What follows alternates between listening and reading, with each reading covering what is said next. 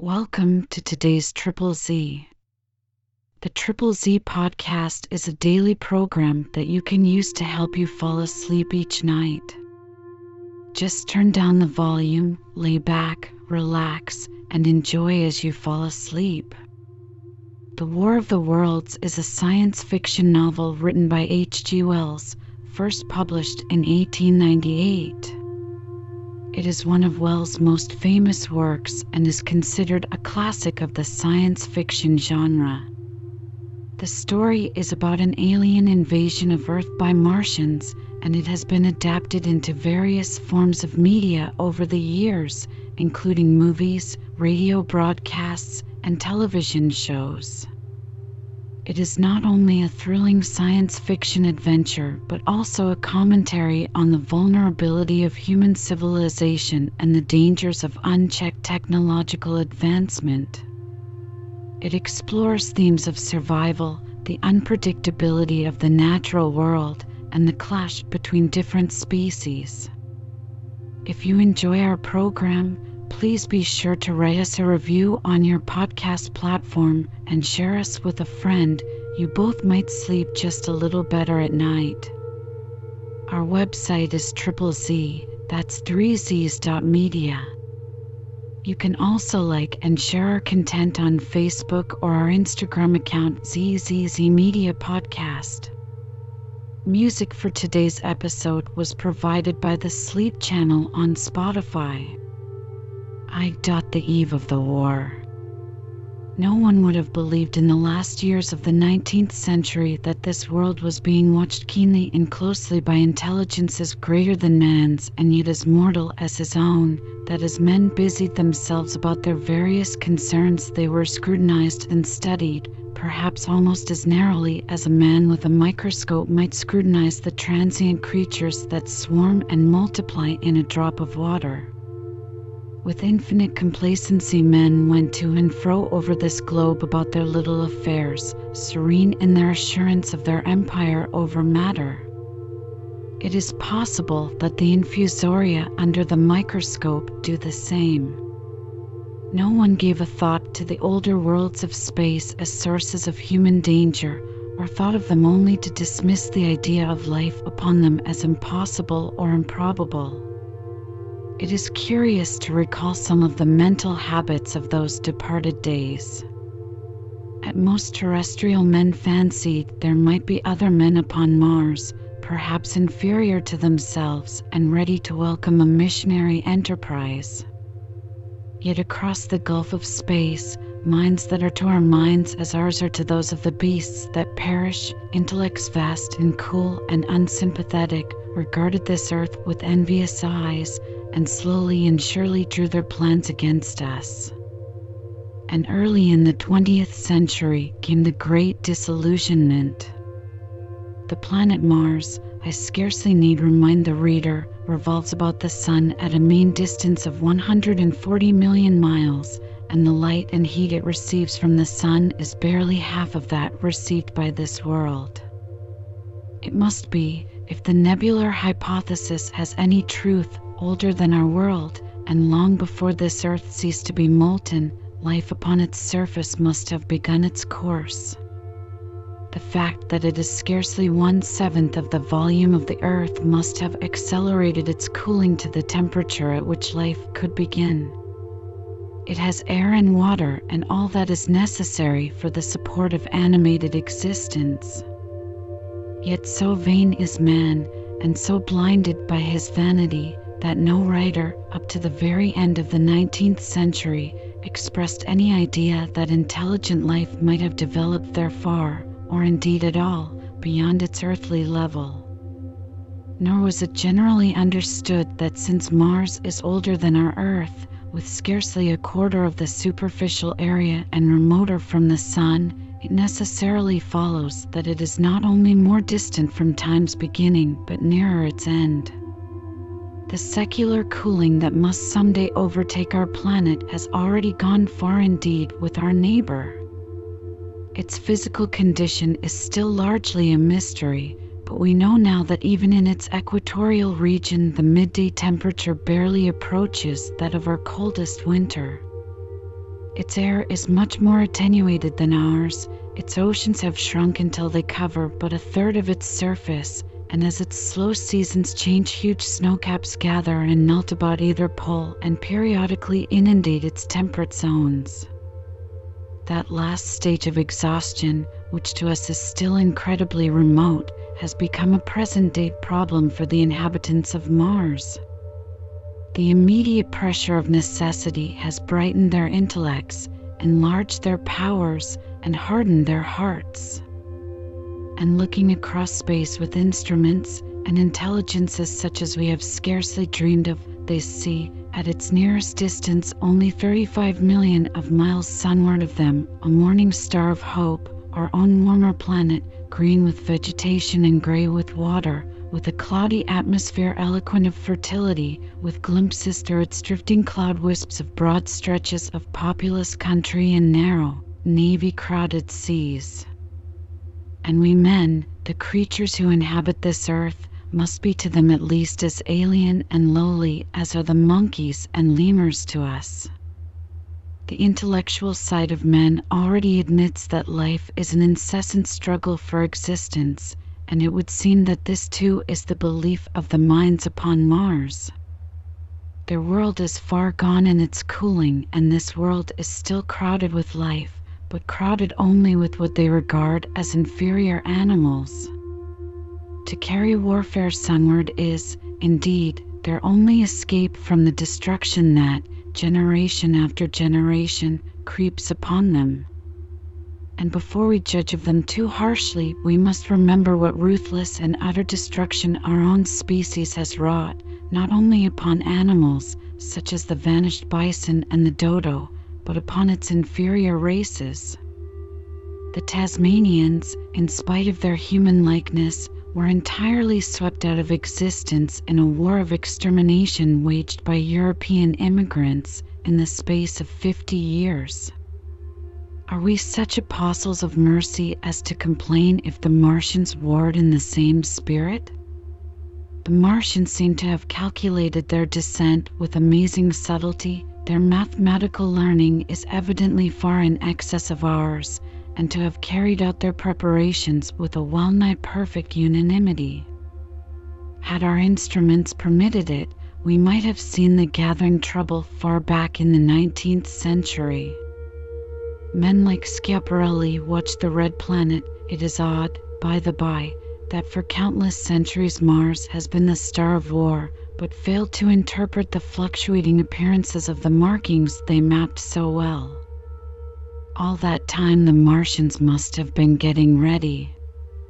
During the opposition of 1894, a great light was seen on the illuminated part of the disk, first at the Lick Observatory, then by Perrotin of Nice, and then by other observers. English readers heard of it first in the issue of Nature dated August 2nd. I am inclined to think that this blaze may have been the casting of the huge gun in the vast pit sunk into their planet from which their shots were fired at us. Peculiar markings, as yet unexplained, were seen near the site of that outbreak during the next two oppositions. The storm burst upon us 6 years ago now.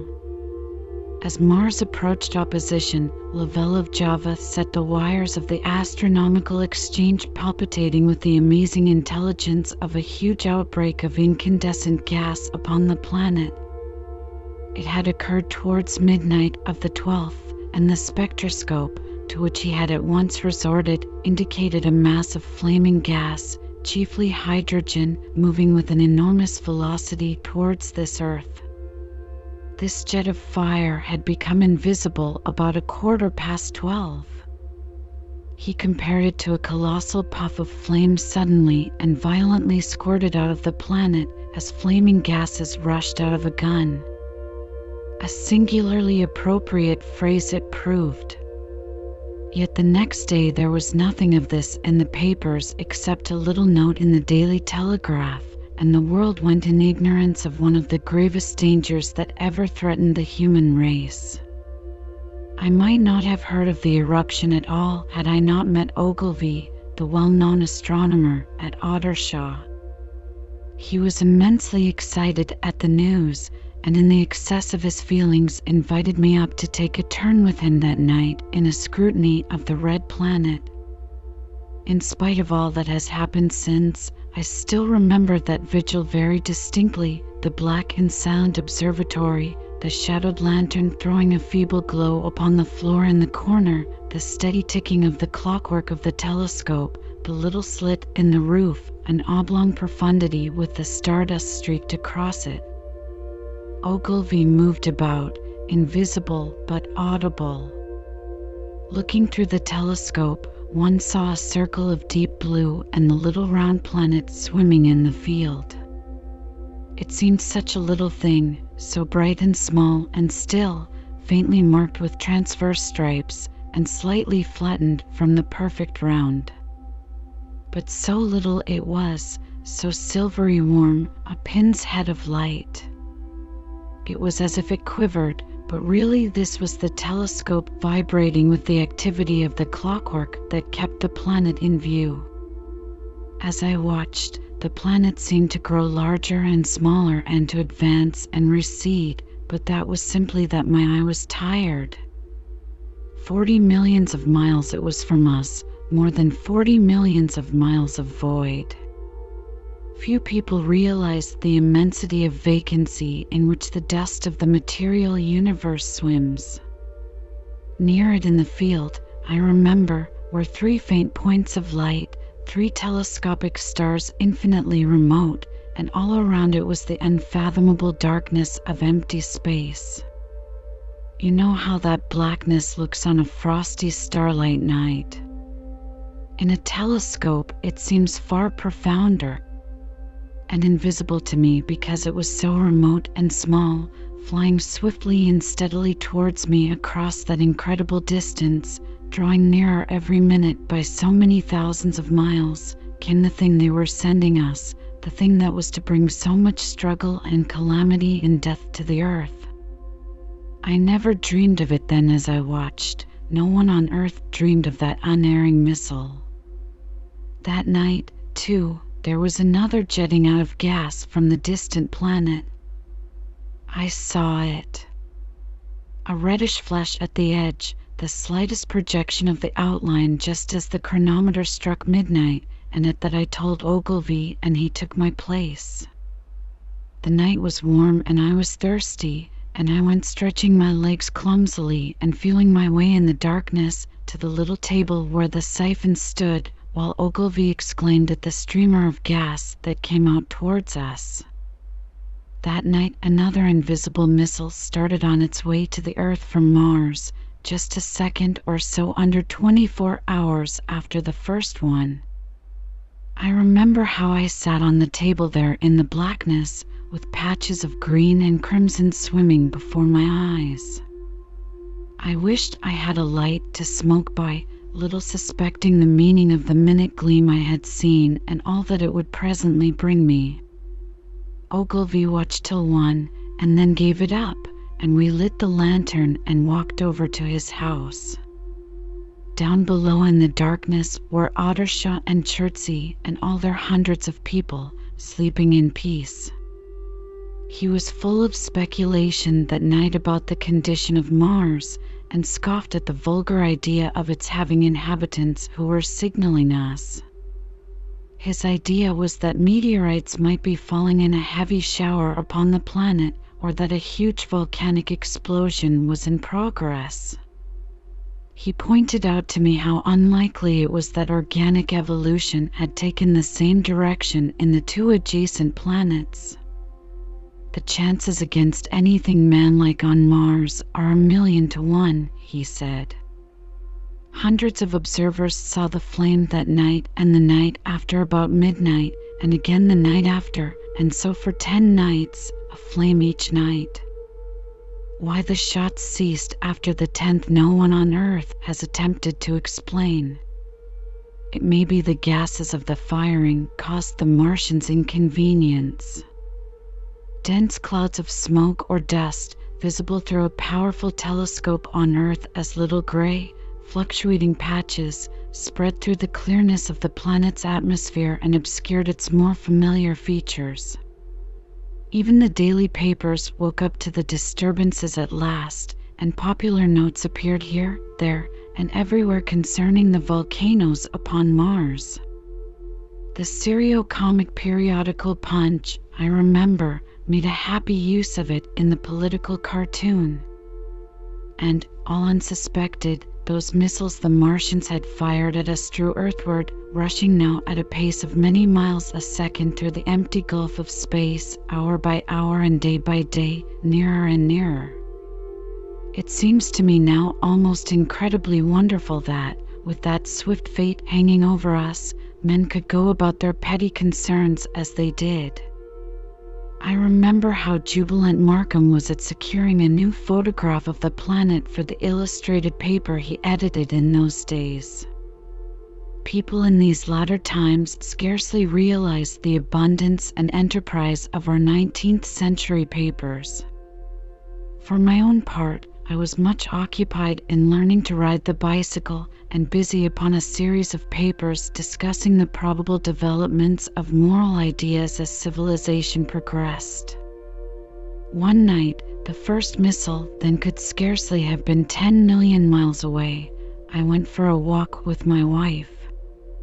It was starlight, and I explained the signs of the zodiac to her and pointed out Mars, a bright dot of light creeping zenithward, towards which so many telescopes were pointed. It was a warm night. Coming home, a party of excursionists from Chertsey or Isleworth passed us singing and playing music. There were lights in the upper windows of the houses as the people went to bed. From the railway station in the distance came the sound of shunting trains, ringing and rumbling, softened almost into melody by the distance. My wife pointed out to me the brightness of the red, green, and yellow signal lights hanging in a framework against the sky. It seemed so safe and tranquil. The falling star. Then came the night of the first falling star. It was seen early in the morning, rushing over Winchester eastward, a line of flame high in the atmosphere. Hundreds must have seen it and taken it for an ordinary falling star. Albin described it as leaving a greenish streak behind it that glowed for some seconds. Denning, our greatest authority on meteorites, stated that the height of its first appearance was about 90 or 100 miles. It seemed to him that it fell to Earth about 100 miles east of him. I was at home at that hour and writing in my study, and although my French windows faced towards Ottershaw and the blind was up, for I loved in those days to look up at the night sky, I saw nothing of it. Yet this strangest of all things that ever came to Earth from outer space must have fallen while I was sitting there, visible to me had I only looked up as it passed. Some of those who saw its flight say it traveled with a hissing sound. I myself heard nothing of that. Many people in Berkshire, Surrey, and Middlesex must have seen the fall of it, and, at most, have thought that another meteorite had descended. No one seems to have troubled to look for the fallen mass that night. But very early in the morning poor Ogilvy, who had seen the shooting star and who was persuaded that a meteorite lay somewhere on the common between Horsell, Ottershaw, and Woking, rose early with the idea of finding it. Find it he did, soon after dawn, and not far from the sandpits. An enormous hole had been made by the impact of the projectile, and the sand and gravel had been flung violently in every direction over the heath, forming heaps visible a mile and a half away. The heather was on fire eastward, and a thin blue smoke rose against the dawn. The thing itself lay almost entirely buried in sand. Amidst the scattered splinters of a fir tree it had shivered to fragments in its descent. The uncovered part had the appearance of a huge cylinder, caked over and its outlines softened by a thick, scaly, dun-colored incrustation. It had a diameter of about 30 yards. He approached the mass, surprised at the size and more so at the shape, since most meteorites are rounded more or less completely. It was, however, still so hot from its flight through the air as to forbid his near approach. A stirring noise within its cylinder he ascribed to the unequal cooling of its surface, for at that time it had not occurred to him that it might be hollow. He remained standing at the edge of the pit that the thing had made for itself, staring at its strange appearance, astonished chiefly at its unusual shape and color, and dimly perceiving even then some evidence of design in its arrival. The early morning was wonderfully still, and the sun, just clearing the pine trees towards Weybridge, was already warm. He did not remember hearing any birds that morning. There was certainly no breeze stirring, and the only sounds were the faint movements from within the cindery cylinder. He was all alone on the common. Then suddenly he noticed with a start that some of the grey clinker, the ashy incrustation that covered the meteorite, was falling off the circular edge of the end. It was dropping off in flakes and raining down upon the sand. A large piece suddenly came off and fell with a sharp noise that brought his heart into his mouth. For a minute he scarcely realized what this meant, and, although the heat was excessive, he clambered down into the pit close to the bulk to see the thing more clearly. He fancied even then that the cooling of the body might account for this, but what disturbed that idea was the fact that the ash was falling only from the end of the cylinder. And then he perceived that, very slowly, the circular top of the cylinder was rotating on its body. It was such a gradual movement that he discovered it only through noticing that a black mark that had been near him 5 minutes ago was now at the other side of the circumference. Even then he scarcely understood what this indicated until he heard a muffled grating sound and saw the black mark jerk forward an inch or so. Then the thing came upon him in a flash. The cylinder was artificial, hollow, with an end that screwed out. Something within the cylinder was unscrewing the top. "Good heavens," said Ogilvy. "There's a man in it, half roasted to death, trying to escape." At once, with a quick mental leap, he linked the thing with the flash upon Mars. The thought of the confined creature was so dreadful to him that he forgot the heat and went forward to the cylinder to help turn. But luckily the dull radiation arrested him before he could burn his hands on the still glowing metal. At that he stood irresolute for a moment, then turned, scrambled out of the pit, and set off running wildly into Woking. The time then must have been somewhere about 6 o'clock. He met a wagoner and tried to make him understand, but the tale he told and his appearance were so wild, his hat had fallen off in the pit, that the man simply drove on. He was equally unsuccessful with the potman, who was just unlocking the doors of the public house by Horsell Bridge. The fellow thought he was a lunatic at large and made an unsuccessful attempt to shut him into the taproom. That sobered him a little, and when he saw Henderson, the London journalist, in his garden, he called over the palings and made himself understood. "Henderson," he called, "you saw that shooting star last night?" "Well," said Henderson, "it's out on Horsell Common now." "Good Lord," said Henderson. "Fallen meteorite. That's good. But it's something more than a meteorite. It's a cylinder, an artificial cylinder, man. And there's something inside." Henderson stood up with his spade in his hand.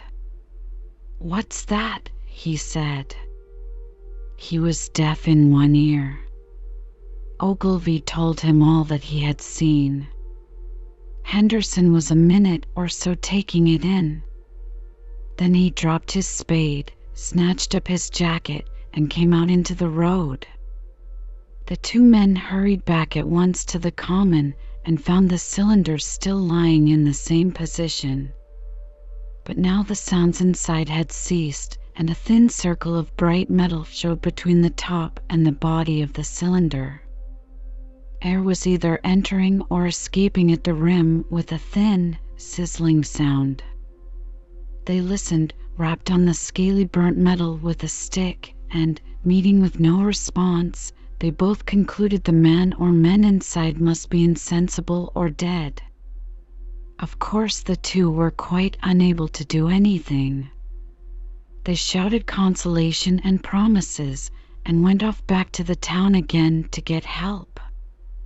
One can imagine them, covered with sand, excited and disordered, running up the little street in the bright sunlight just as the shop folks were taking down their shutters and people were opening their bedroom windows. Henderson went into the railway station at once in order to telegraph the news to London. The newspaper articles had prepared men's minds for the reception of the idea. By 8 o'clock, a number of boys and unemployed men had already started for the common to see the dead men from Mars. That was the form the story took. I heard of it first from my newspaper boy about 8:45 when I went out to get my daily chronicle. I was naturally startled and lost no time in going out and across the Ottershaw Bridge to the sandpits. 3. On Horsell Common. I found a little crowd of perhaps 20 people surrounding the huge hole in which the cylinder lay. I have already described the appearance of that colossal bulk embedded in the ground. The turf and gravel about it seemed charred as if by a sudden explosion. No doubt its impact had caused a flash of fire. Henderson and Ogilvy were not there. I think they perceived that nothing was to be done for the present and had gone away to breakfast at Henderson's house.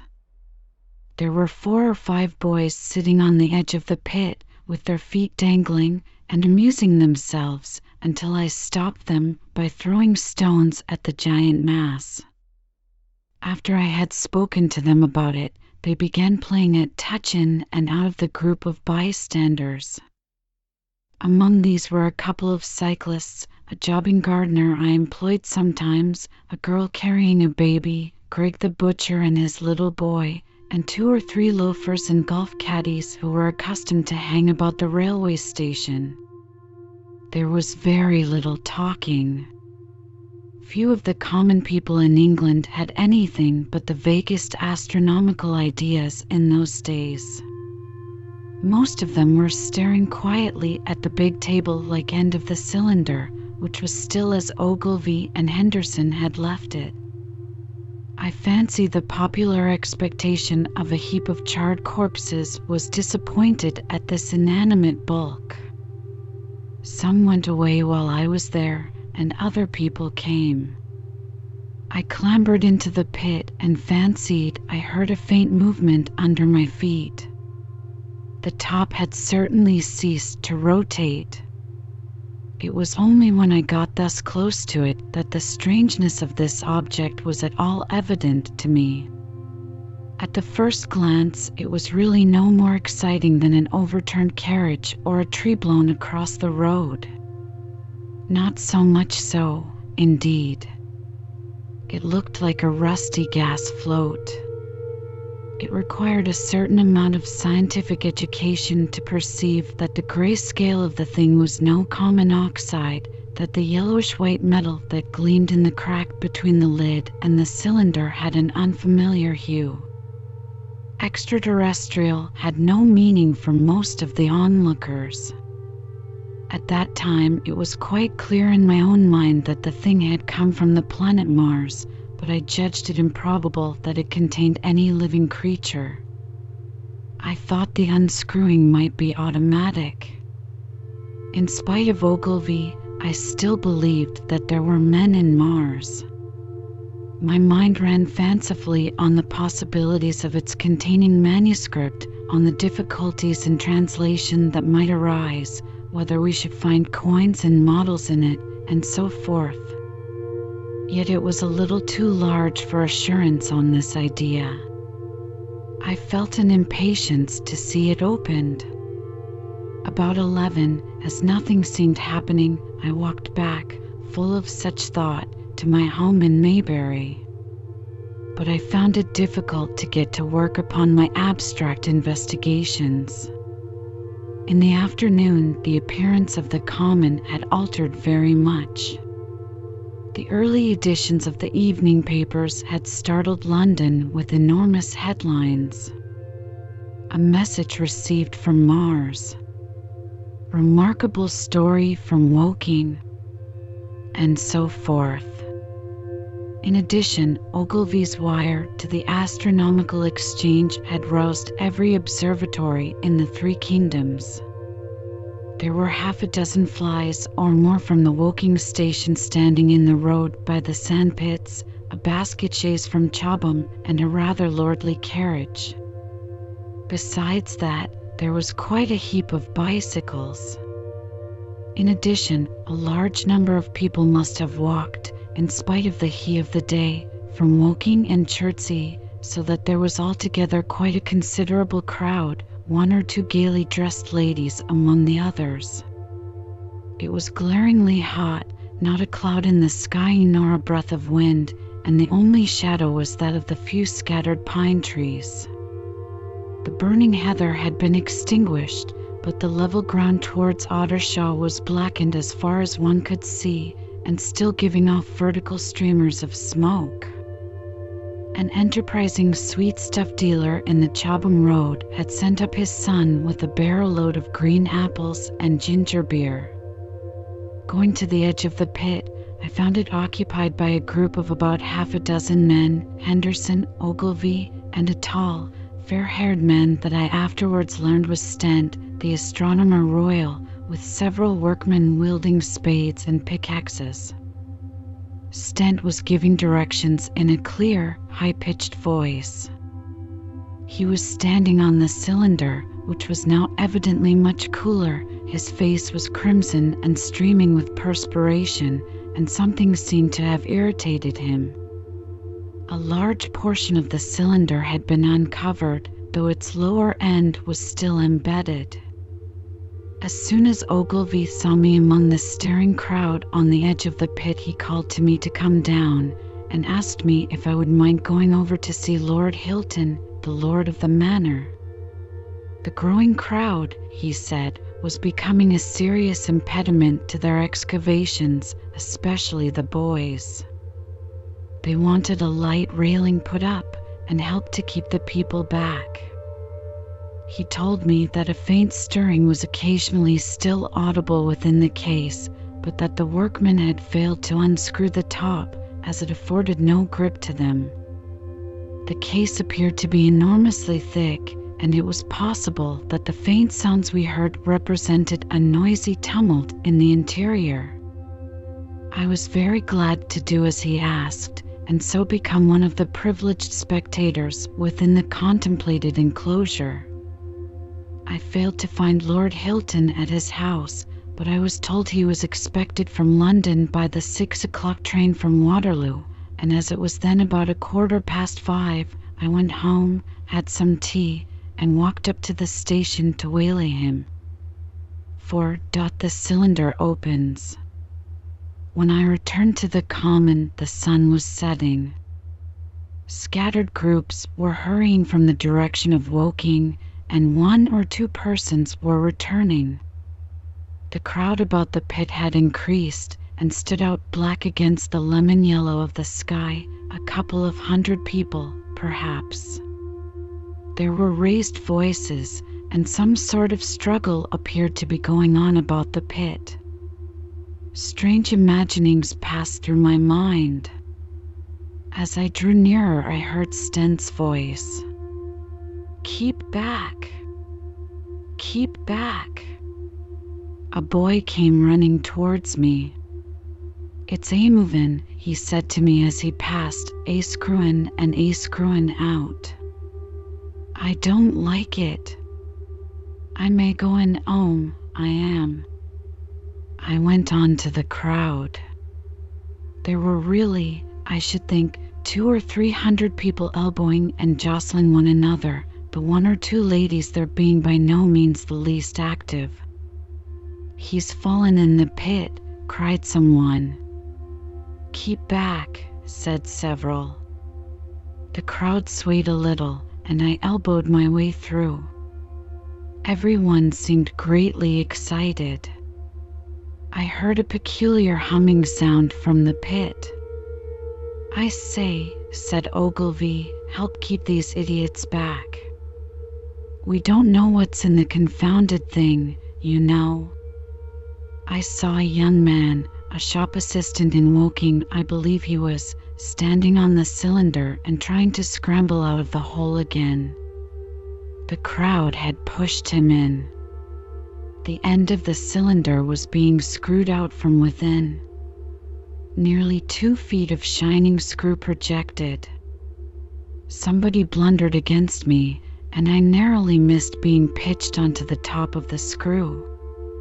I turned, and as I did so the screw must have come out, for the lid of the cylinder fell upon the gravel with a ringing concussion. I stuck my elbow into the person behind me and turned my head towards the thing again. For a moment that circular cavity seemed perfectly black.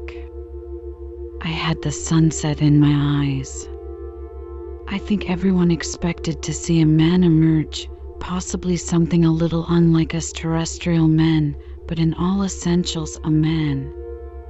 I know I did. But, looking, I presently saw something stirring within the shadow, grayish billowy movements, one above another, and then 2 luminous discs, like eyes. Then something resembling a little gray snake, about the thickness of a walking stick, coiled up out of the writhing middle and wriggled in the air towards me, and then another. A sudden chill came over me.